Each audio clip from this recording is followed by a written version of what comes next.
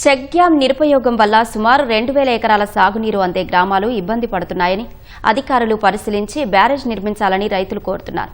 జయశంకర్ భూపాలపల్లి జిల్లాలోని గొర్లవీడు, పాషిగడ్డ తండా గ్రామాల మధ్య నిర్మించిన చెక్ డ్యాం పక్కన కరకట్టలు తెగిపోయి నీరు మొత్తం వృధాగా పోతుంది.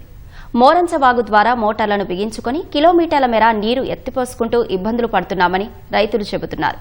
ప్రభుత్వం ఇంజనీరింగ్ అధికారులను ఆదేశించి బ్యారేజ్ నిర్మించాలని రైతులు కోరుతున్నారు. ఆ చెక్ డ్యాము వాటరు పక్కకిచ్చిన కరకట్టలు తెగిపోవడం వల్ల పక్క నుంచి వెళ్ళిపోయినాయి. అది దృష్టిలో పెట్టుకొని మరో చెక్ డ్యామ్ కూడా నిర్మించడం జరిగింది. కానీ గత 3 సంవత్సరాల క్రితం వచ్చిన భారీ వరదల కారణంగా ఆ చెక్ డ్యామ్ కూడా తెగిపోవడం జరిగింది.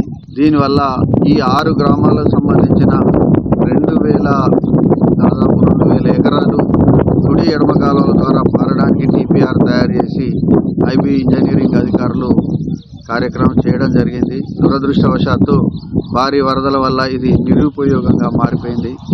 ఇప్పుడు ప్రస్తుత ప్రభుత్వం దీనిని చెక్ డ్యాములు కాకుండా బ్యారేజీ లాగా షటర్లు ఫిట్ చేసే విధంగా ఇంజనీరింగ్ అధికారులతో ఎస్టిమేట్లు ఇచ్చి పూర్తి చేస్తే ఈ 6 గ్రామాలకు కూడా మంచి నీరు అందించి రైతులకు ఇబ్బంది లేకుండా 2 పంటలు పండే అవకాశం ఉంటుంది. మాకు వాడ మొరంచకాడ డ్యామ్ కట్టిర్రు, అది కూలిపోయింది. ఇప్పుడు భారీగా మంచిగా కట్టి నీళ్ళు ఆపాలి, అలా మోటార్లు పెట్టుకొని మేము పంట పండించుకుంటాం. మాకు ఇబ్బంది అవుతుంది, నీళ్ళతోటి నీళ్ళు ఆగుతలేవాడ.